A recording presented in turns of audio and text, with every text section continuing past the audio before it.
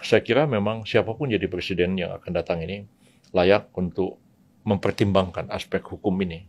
Nah, saya melihat Pak Prabowo beberapa kali memaparkan program kerja beliau dan saya mengatakan Pak Prabowo ada yang kurang. Bapak tidak memperhatikan aspek hukum. Saya orang hukum, saya paham bahwa masalah hukum itu menjadi sangat penting bagi ke pertumbuhan ekonomi dan kemajuan sebuah negara. Siapa mau investasi kalau kepastian hukum tidak ada, kan begitu. Ya sekarang ini orang bikin perusahaan misalnya, sudah jadi perusahaannya, didaftar di Kumham. Begitu perusahaannya itu berkembang pesat, ya tiba-tiba ada rups jadi-jadian. Notaris kemudian mensahkan rups itu, terus secara elektronis tiba-tiba perusahaan itu sudah berganti para pemegang sahamnya. Ya, kalau seperti itu siapa yang mau investasi di sini? Nah, kita punya sertifikat rumah tanah kita.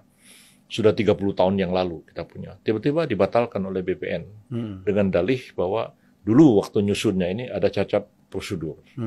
Nah, kita kan nggak tahu. Kita kan mohon. Kita mohon kan ditanya, diminta apa syaratnya. Ini kita sudah penuhi. Kan kita masih ada yang kurang, Pak. Enggak, Pak, sudah cukup. Dikeluarkan sertifikatnya. 30 tahun kemudian katanya ada cacat hukum, dibatalkan sepihak. Tahu sertifikat kita, rumah kita sudah berganti dengan sertifikat baru atas nama orang lain. Saya ngeri tinggal di negara ini. Kalau tidak ada keputusan hukum seperti ini. Padahal mestinya kalau sertifikat itu sudah diterbitkan 5 tahun, ya, sertifikat itu tidak boleh dibatalkan oleh siapapun kecuali atas putusan pengadilan. Jadi fair, ya. Kalau dibilang cacat hukum, yang bikin cacat hukum siapa? Saya yang mohon atau BPN yang salah? Ya kan? Kalau ada tumpang tindih, kenapa saya jadi tumpang tindih? Biar pengadilan yang putuskan siapa yang berhak atas hal ini. Dan negara kita ini hampir tidak ada kepastian hukum dan membuat investasi juga sulit untuk berjalan. Pertanyaan orang kepada IKN, ya. Jadi saya diminta oleh Pak Presiden Jokowi untuk membantu IKN ini menangani aspek-aspek hukumnya. Jadi kalau saya baca undang-undang IKN itu sendiri, ya, isinya itu nabrak peraturan-peraturan yang lain. Misalnya tentang pertanahan, ya kan. Di situ begini. Sebenarnya nabrak undang-undang agraria. Jadi mestinya tuh ada penyerasian terlebih dahulu terhadap norma hukum. Jadi setiap orang yang saya temui dan bertanya untuk investasi di IKN, saya bertanya dua hal. Kepastian politik dan kepastian hukum. Ya. Kepastian politiknya begini, kalau Pak Jokowi nggak jadi presiden, apa ada jaminan presiden baru akan meneruskan proyek IKN ini? Satu. Yang kedua, gimana kepastian hukumnya? Nanti kita bangun hotel, bangun apartemen, bangun apa-apa, tiba-tiba tanahnya diklaim sama orang Dayak. Jadi persoalan serius ini. Apalagi kalau kita lihat ya, tambang misalnya di Kalimantan, itu satu tambang atau tumpang tindih, apa segala macam, dibawa ke pengadilan, dibatalkan, muncul lagi. Akhirnya tambang sampai 30 tahun nggak bisa beroperasi, alangkah ruginya negara. Alangkah ruginya royalti pajak tidak dapat, tenaga kerja nggak bisa bekerja, karena sengketa yang tidak pernah terselesaikan. Akhirnya yang menang yang preman. Yang menang preman. Nggak pakai hukum lagi. Nggak pakai hukum lagi. Baik, Bang Yusril, kita 1 jam lebih. Mungkin terakhir saya kasih kesempatan untuk closing statement. Barangkali ada yang mau disampaikan. Saya terima kasih sedang diajak bincang-bincang pada sore hari ini. Ajakan saya kepada segenap generasi muda untuk berpikir serius ya terhadap persoalan-persoalan besar yang dihadapi oleh bangsa ini.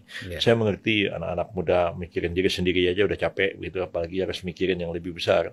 Tapi paling tidak mempersiapkan dirinya menghadapi tantangan yang makin hari makin beragam, kemampuan teknis dan profesionalisme makin dituntut, yang bisa menyebabkan kita tersingkir berhadapan dengan sesama kita di dalam negeri, apalagi dihadapkan kepada negara-negara lain ya. Walaupun kalau kita lihat dari perspektif ekonomi sebenarnya dengan asumsi kalau pertumbuhan ekonomi kita itu konstan 6% minimal setiap tahun, itu dalam jangka waktu 22 tahun sampai dengan tahun 2045 kita betul-betul masuk ke negara maju sebenarnya.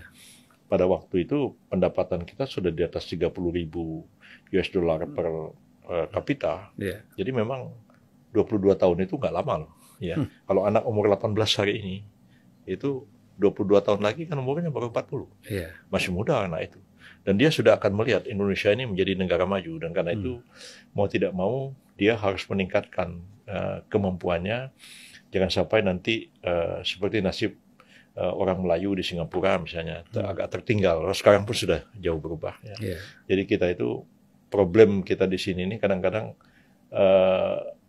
kemampuan bersaing, ya, itu kurang. Ya. Karena memang tidak diajari berkompetisi.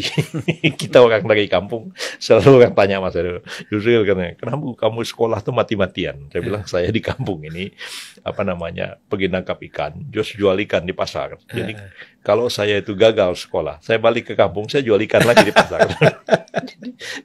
Jadi saya itu kalau pulang ke kampung pergi ke pasar ikan, beli ikan, jual ikan itu kapan saya masih SMP, kita ketawa aja.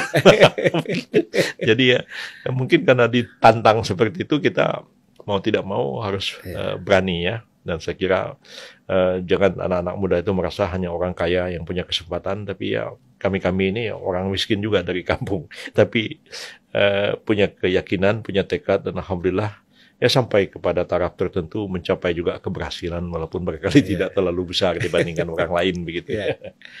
Ya, jadi pada kawan-kawan viewer kita ya, yang mereka semuanya yang menonton YouTube, para penonton ini bisa menangkap bahwa memang kita ngobrol sama Bang Yusril ini tidak banyak bicara soal politik praktisnya, tapi lebih banyak pada aspek pencerahan sebenarnya. Ya. Itu penting sekali karena pencerahan ini bisa mengatasi problem-problem tadi, polarisasi, konflik, semuanya perbedaan-perbedaan yang tajam itu bisa diatasi.